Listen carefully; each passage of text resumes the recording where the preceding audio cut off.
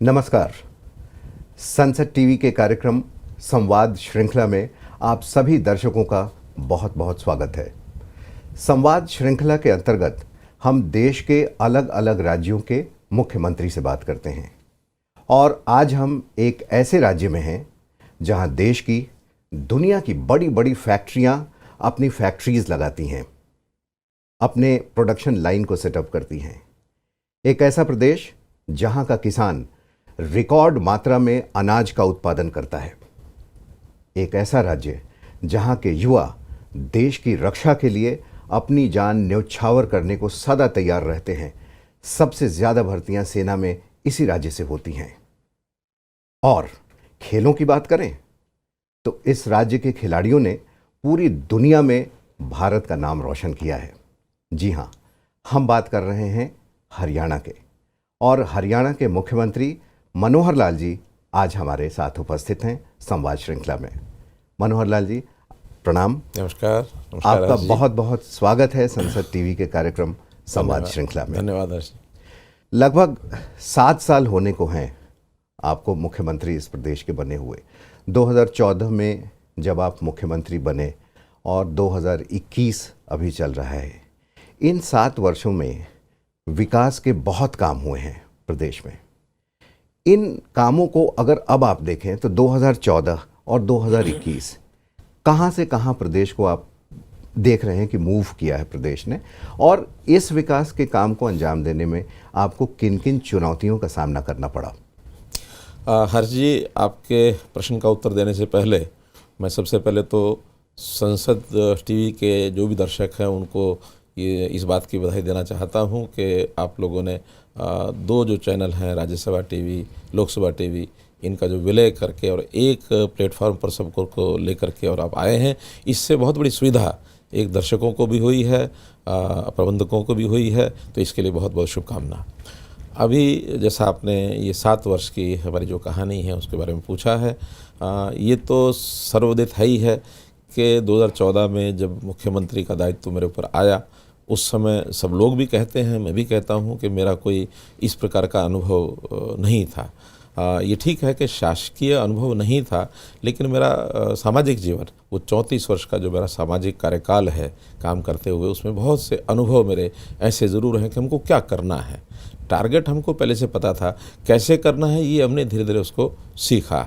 सीखने के बाद और एक ऐसे स्टेज पर आने के बाद हमको लगा कि अब बहुत चीज़ें एक सरल गति से चल पड़ेंगी। तो टारगेट सामने था, सरल गति से चलाने के लिए हमने विकास के सारे वो आयाम जो जनता की अपेक्षा थी वो हमने पूरा किया।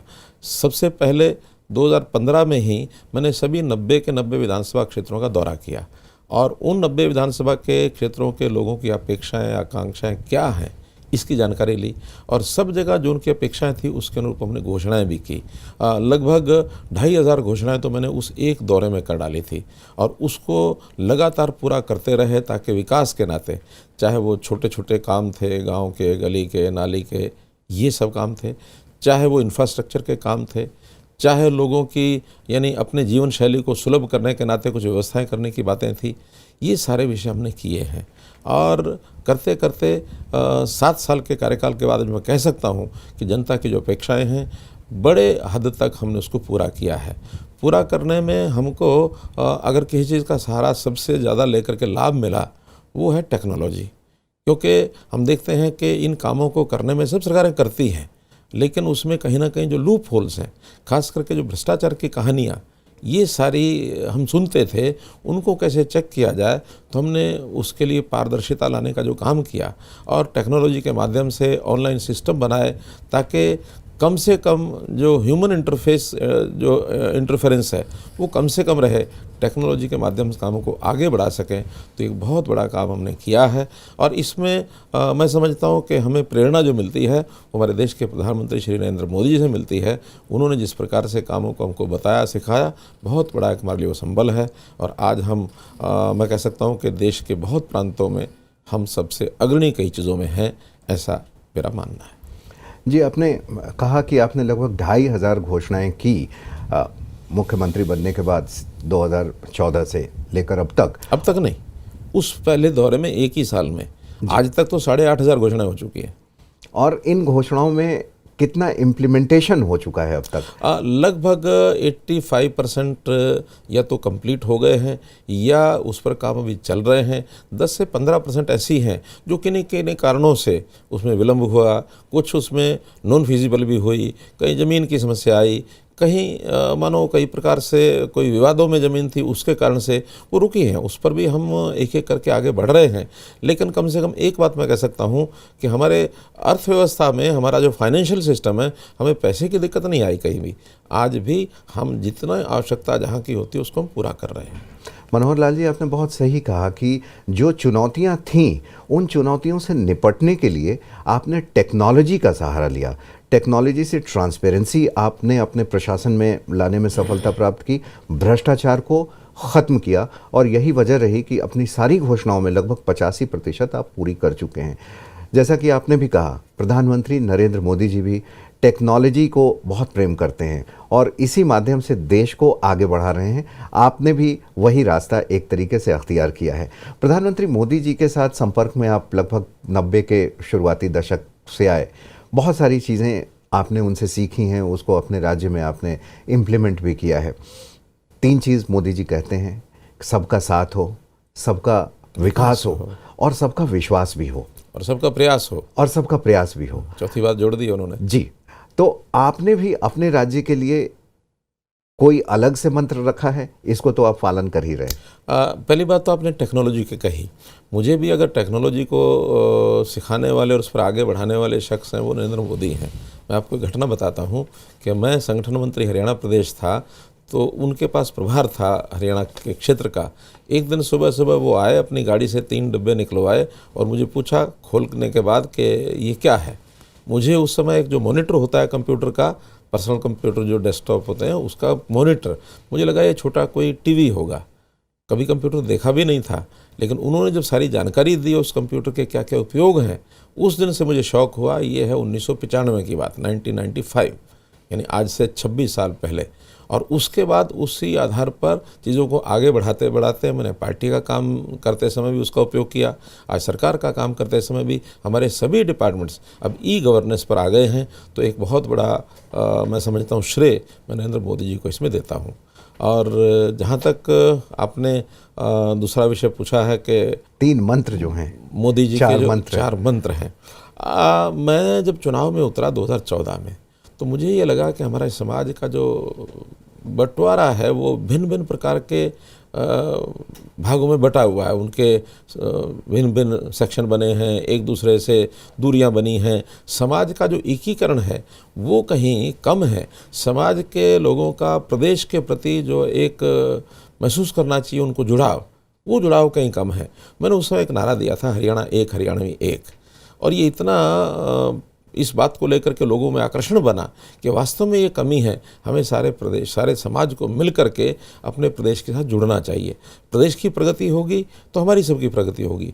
प्रदेश पीछे रह जाएगा तो फिर समाज तो पीछे रहेगा ही रहेगा। और उसको धारणा को ध्यान में रखते हुए, चाहे हमारा एडमिनिस्ट्रेशन हो, चाहे समाज के लोग हों, चाहे हमारे पार्टी के लोग हों, हम इस प्रकार से काम करते हैं कि समाज के हर वर्ग को लाभ हो।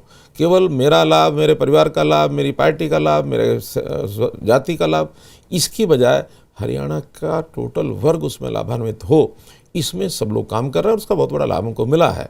समान विकास की जो बात उस समय मैंने कही थी, सभी 90 के 90 विधानसभाओं में हमने कभी ये उसमें ध्यान नहीं रखा कि कौन सी विधानसभा पर किस पार्टी का विधायक है।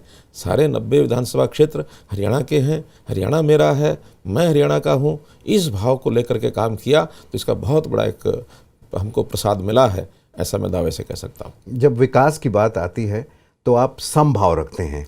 विधायक चाहे किसी भी पार्टी का हो, उस क्षेत्र का विकास उसी गति से होगा जितना आपके अपने क्षेत्र का होगा। ये सामान्यतः विपक्ष के विधायक भी कहते हैं, हमारे अपने तो कहते ही कहते हैं। हमने जैसे इसका पहला प्रयोग किया 1915 में, पहला जब सेशन था तो मैंने उस समय शायद 14 में ही हो गया था वो सेशन, और फिर दूसरा सेशन अभी 2019 में भी आया। दोनों बार हमने क्या किया कि सभी विधायकों को प्रथम ही किस्त 5 करोड़ रुपए की सब विधायकों को दी। 450 करोड़ रुपए उस समय दिया, 450 करोड़ रुपए अभी भी दिया कि ये अपने अपने क्षेत्र के काम अपनी प्रायोरिटीज वो करवा सकते हैं। हमने उसमें कहीं दुविधा नहीं रखी। प्रधानमंत्री बनने से पहले नरेंद्र मोदी जी लगभग 13 साल एक राज्य के, एक विकसित राज्य के मुख्यमंत्री रहे, उसके बाद प्रधानमंत्री बने, तो एक राज्य की क्या डिमांड होती हैं, एक राज्य की क्या समस्याएं होती हैं, उनसे बेहतर और शायद कोई नहीं जानता या कम लोग ही जानते होंगे। इसलिए जब वो प्रधानमंत्री बने तो हमने देखा कि केंद्र में बहुत सारी ऐसी योजनाएं लाई गईं जिससे इसका फ़ायदा राज्यों के दूर दराज के लोगों को भी हो, गरीबों को हो, वंचितों को हो। तो ऐसी बहुत सारी योजनाएं आपने भी अपने राज्य में लागू की। किस हद तक उसमें सफलता पाई और राज्य की जनता इससे कितनी खुश है? देखिए, उसमें एक बड़ा उदाहरण मैं दूंगा कि उसमें जो हमारा योजना विभाग जो होता था, योजना की और जो काम नीति, जिसका अब नीति आयोग बना है, उससे पहले वो जो विभाग होता था, उस समय सब प्रदेश अपनी अपनी मांगे लेकर के वहाँ पहुँचते थे, हमको इतना दे दो, इतना दे दो, इतना दे दो, और सेंटर का कंट्रोल बहुत बना रहता था। सेंट्रल कंट्रोल जो स्कीमें होती थी, उन स्कीमों के आधार पर वो अलग अलग से पैसे का बंटवारा, अलग अलग से उनके ऊपर कंट्रोल करना। लेकिन मोदी जी ने सबसे बड़ा काम आकर के किया उनका कि ये प्रदेशों की एक प्रकार की जो स्वतंत्रता है, एक प्रकार की जो उनकी काम करने को उनको छूट है, उसके ऊपर एक बंधन है। तो उन्होंने कोऑपरेटिव फेडरलिज्म ये कंसेप्ट शुरू किया, और कोऑपरेटिव फेडरलिज्म में कि हम सारे प्रदेश के जो प्रदेश हैं देश के, सब प्रदेश मिल करके काम करेंगे और एक कोऑपरेटिव भावना से करेंगे। तो उस समय नीति आयोग का गठन हुआ है। तो जो नीति आयोग के माध्यम से केवल नीतियां बनाई जाती हैं, प्रदेशों को पूरी छूट है, और उनको जो स्कीमें हैं उन स्कीमों का पैसा भी लमसम दे दिया जाता है। लगभग 42% पैसा प्रदेशों को उनकी नीतियों की, उनकी अपनी योजनाओं की एक प्रकार से खुली छूट है, किस प्रकार से उसको क्रियान्वित करते हैं। अब इसमें से जो केंद्र की ओर से हमें नए नए प्रोग्राम मिले, उन प्रोग्राम में हमने एक एक करके उनको लागू किया। जैसे प्रधानमंत्री जी ने सबसे पहले हमको 2015 में ही बेटी बचाओ बेटी पढ़ाओ, ये इतना बड़ा एक कंसेप्ट उस समय का हमको ध्यान में आया कि जेंडर रेशो का अगर ध्यान नहीं रखा तो एक सामाजिक संतुलन खराब हो जाएगा और समाज में बहुत प्रकार की विकृतियाँ ये पैदा हो जाएंगी। उस पर हमने ध्यान किया और हमने सफलता पाई। जो 871 की जेंडर रेशो थी, आज वो 911 की जेंडर रेशो हो चुकी है, और हम इसमें और आगे बढ़ रहे हैं। उन्होंने स्वच्छता अभियान की बात की। हमने स्वच्छता अभियान चाहे ग्रामीण है चाहे शहरी है, इसको एक प्रकार से पूरी तवज्जो दे करके, और आज मुझे खुशी है कि हमारा ग्रामीण क्षेत्र उसमें देश भर में प्रथम स्थान के ऊपर आया। उनमें उज्ज्वला योजना शुरू की कि घर घर के अंदर सिलेंडर कैसे पहुँचे। सिलेंडर हमने 9.25 लाख सिलेंडर घरों में यानी बंटवा करके उनको दिलवा करके, और हमने केरोसिन मुक्त अपना प्रदेश किया। पहला प्रदेश हरियाणा केरोसिन मुक्त हमने घोषित किया। आज प्रदूषण के नाते से उसमें कमी आई। पर्यावरण का संरक्षण, उसके अंदर भी हमने, चाहे पानी की बात हो, चाहे पराली को न जलाने की बात हो, चाहे पेड़ पौधे लगाने की बात हो, पर्यावरण की सुरक्षा का भी हमने पूरा ध्यान रखा। खास करके जो कोविड के बाद हमको ये जो ऑक्सीजन की कमी कैसे होती है, इसका एक आभास हुआ, उसको दूर करने के लिए हमने पर्याप्त मात्रा में और पग उठाए कि ऑक्सीजन किस प्रकार से ज़्यादा यानी जंगल, पेड़ों के माध्यम से, वन के माध्यम से हमने गांव-गांव में जो वन लगाया, इस बार उनका नाम ही ऑक्सीवन रखा। रोजगार भी युवाओं को देना आपकी सरकार का एक प्रमुख मुद्दा रहा है। योजनागत तरीके से आप युवाओं को रोजगार ज़्यादा से ज़्यादा सृजित करने का, रोजगार देने का काम कर रहे हैं। इसमें आपकी आगे के लिए क्या स्ट्रैटेजी है? देखिए, इसमें हमने कई काम किए हैं। पहला तो एक डाटा क्रिएट करने का काम के भी बेरोज़गार हैं तो किस प्रकार के बेरोज़गार हैं, उनकी पढ़ाई क्या है, उनकी स्किलिंग क्या है, इसका हमने डाटा तैयार किया। फिर जो पढ़े लिखे नौजवान हैं जिनको अभी कोई काम नहीं मिला है, उनके लिए हमने एक विशेष व्यवस्था की कि ऐसे सब युवाओं को सक्षम युवा नाम से एक योजना चलाई, जिसके अंदर ग्रेजुएट्स को 7,500 रुपया, पोस्ट ग्रेजुएट्स को 9,000 रुपया मासिक, 100 घंटे काम के बदले। और ये 100 घंटे का काम, टेम्परेरी काम जो है, ये सरकारी विभाग, हमारे बोर्ड कॉरपोरेशन, ये सब उसको देते हैं, ताकि उसकी जेब में अगर थोड़ा पैसा पहुंच जाएगा तो अपनी प्रगति में वो आगे बढ़ेगा। आखिर उसको माता पिता के ऊपर एक बोझ बन के नहीं रहेगा कि पढ़ाई लिखाई करने के बाद भी वो खाली घूम रहा और हर समय माता पिता को तंग करता है। वो अपनी प्रगति खुद कर सके अपने पैसे से, और ये थोड़ा पैसा भी उसको बहुत सहायक सिद्ध हो रहा है। और लगभग 1 लाख से ऊपर युवक इसमें उनको लाभ अभी तक मिल चुका है। इसी प्रकार जो पढ़े लिखे युवक हैं उनको अप्रेंटिसशिप में भी हरियाणा जो है देश का प्रथम राज्य है, क्योंकि उसमें बहुत से प्रावधान तो पहले हैं कि इतने % हर संस्थान को लोग अप्रेंटिसशिप पर रखने पड़ेंगे, कोई रखता नहीं था, हमने उसको लागू किया। तीसरा, हमने कौशल विकास। कौशल विकास की बहुत बड़ी आवश्यकता है। नौजवान पढ़ लिख तो जाता है, 3R एजुकेशन प्राप्त कर लेता है, लेकिन उसको कौशल के नाते, उसको हुनर के नाते वो कहीं नहीं है, उसको कुछ करना नहीं आता अभी तक। अलग से हमने एक यूनिवर्सिटी की स्थापना की, श्री विश्वकर्मा विश्वविद्यालय, कौशल विश्वविद्यालय पलवल में, और मैं समझता हूँ ये भी हरियाणा में सबसे पहला विश्वविद्यालय है जो इस नाम से कौशल विश्वविद्यालय से अलग से हमने किया। फिर हमने MSME एक अलग से विभाग बनाया, क्योंकि बड़ी इंडस्ट्री नया युवक नहीं लगा सकता, छोटी इंडस्ट्री में प्रोत्साहन देने के लिए उसको अलग से प्लेटफॉर्म चाहिए। हमने MSME जो छोटे छोटे उद्योग के माध्यम से लगभग 50,000 छोटे उद्योग हमने इस गठन के बाद और उनको लगवाए और उनको बैंकों से सहायता दिलवाई। मुद्रा स्कीम केंद्र की स्कीम है, पहले उसमें कठिनाइयाँ आती थी, वो कठिनाइयाँ हमने दूर की। एक सबसे बड़ी बात जो हमने की कि जितनी भर्तियाँ, सरकारी भर्तियाँ जिसके अंदर पहले बहुत बड़ा एक भ्रष्टाचार होता था, उसको हमने मेरिट पर किया, और मेरिट बेस्ड जब नौकरी होने लगी उस समय विद्यार्थी थे उनको भी लगा कि अगर हमारी मेरिट अच्छी नहीं आएगी तो हमको नौकरी नहीं मिलेगी। पढ़ाई के अंदर शौक उनका बढ़ा। आपने ये भी कहा कि राज्य में जो नौकरियां मिलें इसमें राज्य के युवाओं को प्राथमिकता दी जाए, उनके लिए कुछ आरक्षण की भी व्यवस्था हो, कुछ रिजर्वेशन भी हो। इसका जो कंपनीज़ हैं, फैक्ट्रीज़ हैं, मल्टीनेशनल्स हैं, देश की बड़ी कंपनियां, उन्होंने कहा कि ऐसा करने से विकास प्रभावित होता है। देखिए, उसमें हमने एक रास्ता बीच का निकाला है कि कोई बड़ी पोस्ट जिनके आधार पर सारी कंपनियां चलती हैं, जो हाईली स्किल्ड ऐसे जो लोग होते हैं, उसके ऊपर इसको लागू नहीं किया। हमने इसको एक सीमा में कि खास करके ग्रुप डी की नौकरियां, ग्रुप सी की नौकरियां, उसमें प्रदेश का व्यक्ति यदि उसको नौकरी मिलती है तो एक संतोष होता है प्रदेश के लोगों को भी, और इनको रोज़गार मिलेगा तो प्रदेश की प्रगति होगी। तो रोज़गार ही एक मोटिवेशनल एक फैक्टर हमारे लिए है कि जितना रोज़गार ज़्यादा मिलेगा उतना प्रदेश की सब चीज़ें ठीक हो जाएंगी। तो इसलिए रोज़गार के लिए हमने वो किया है और बहुत बड़ा विरोध उसमें नहीं है। प्रधानमंत्री नरेंद्र मोदी का जोर विकास और खास करके आर्थिक विकास और आर्थिक सुधारों पर बहुत रहता है। अगर आर्थिक अर्थ जगत की बात करें तो राज्य में जीएसटी कलेक्शन की अभी क्या ताज़े आंकड़े हैं, और साथ में राजस्व प्राप्ति को लेकर किस हद तक आगे बढ़ा है प्रदेश आपका? देखिए, हमारा प्रदेश खास करके आसपास के पड़ोस के प्रदेशों में, कोई एक समय जब हरियाणा का निर्माण हुआ तो ऐसा कहा जाता है कि Haryana is poor cousin of the state from which it was divided. लेकिन आज हम कह सकते हैं जहाँ तक आर्थिक विकास की बात है, Haryana is big brother of that state. इसलिए हरियाणा और पंजाब का अगर आज तुलना करें तो पंजाब का जीएसटी और पंजाब का रेवेन्यू कलेक्शन यानी हरियाणा से आधा है, हरियाणा का डबल है।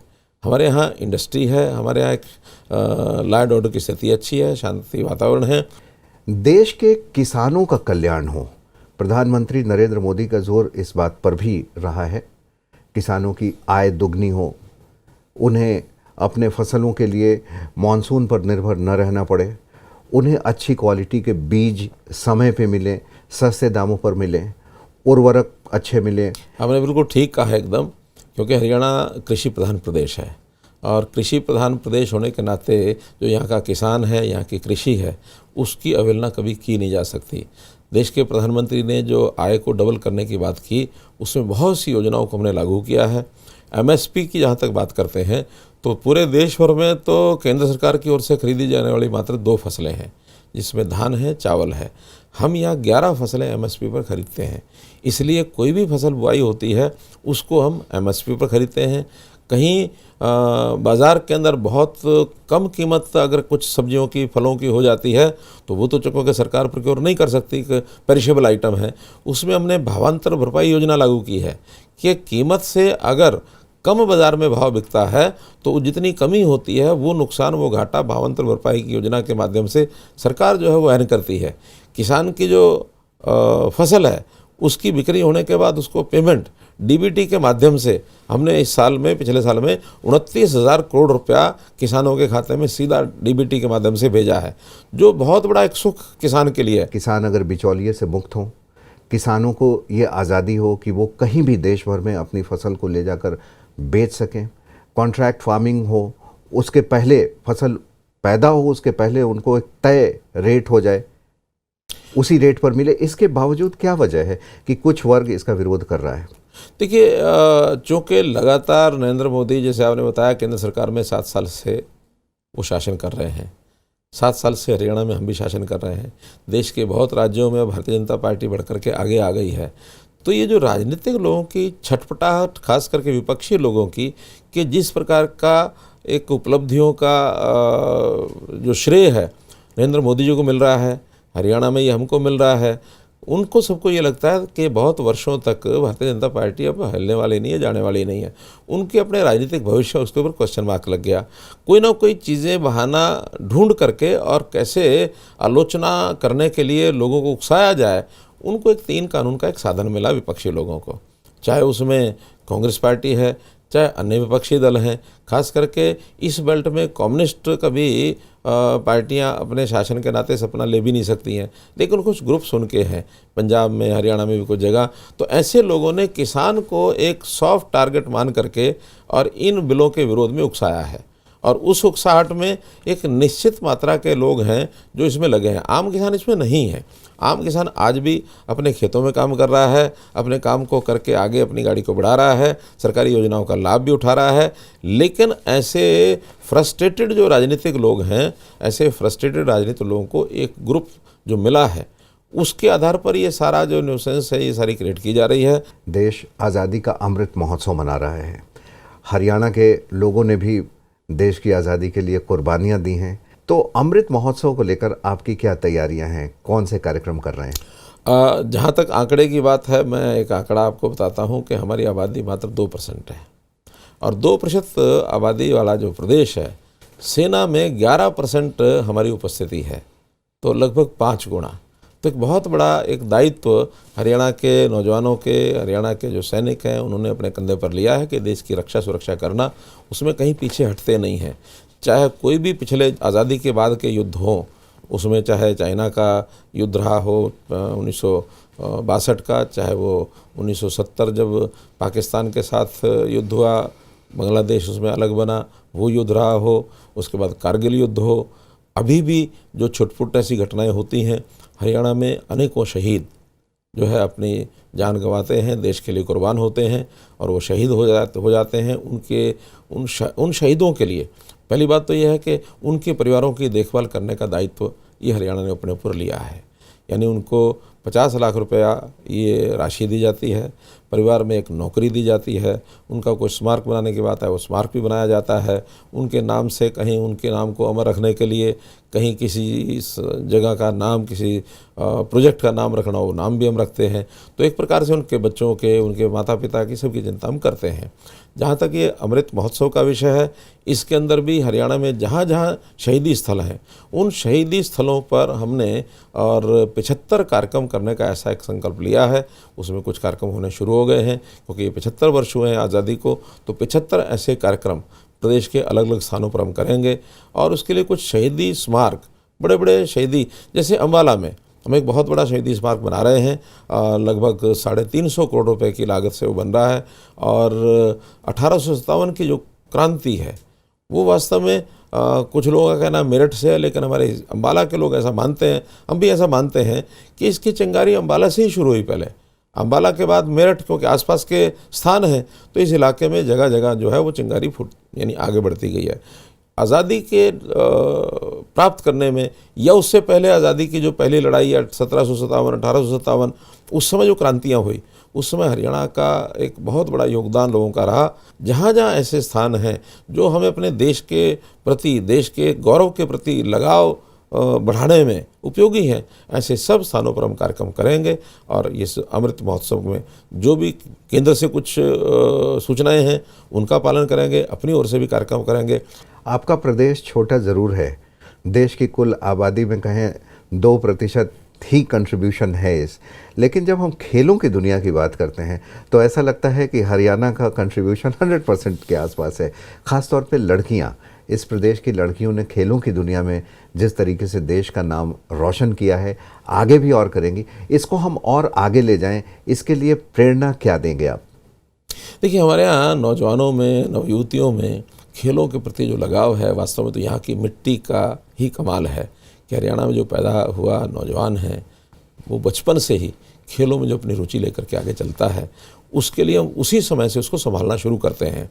यानी हमने नर्सरीज़, छोटे बच्चों की नर्सरीज़ खोलने के लिए प्रावधान किए हैं। लगभग 500 नर्सरी हमारी बनाने की योजना है, जिसमें हम छोटे बच्चों को, स्कूली बच्चों को उसके अंदर और आगे बढ़ाएंगे।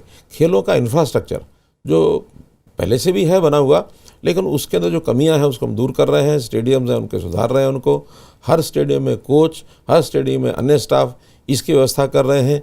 और खेलों की जो हमने काउंसिल बनाई है, स्टेट स्पोर्ट्स काउंसिल, उसके माध्यम से, डिस्ट्रिक्ट स्पोर्ट्स काउंसिल के माध्यम से नीचे तक खेलों का व्यवस्था ठीक हो हमारी, और जो खेल प्रेमी हैं उनको कैसे उसका लाभ मिले, ये सारी योजनाएं बना रहे हैं। ज़मीन से जुड़े रहने का बहुत मैंने अपनी बातचीत में देखा कि आपके प्रशासन में उसका लाभ मिला है, क्योंकि समाज के अंतिम पंक्ति के व्यक्ति की भी क्या ज़रूरतें हैं, क्या उसकी इच्छा है, इस चीज़ को आप भली भांति समझते हैं और इसी फार्मूले के साथ राज्य को आप आगे बढ़ा के ले जा रहे हैं।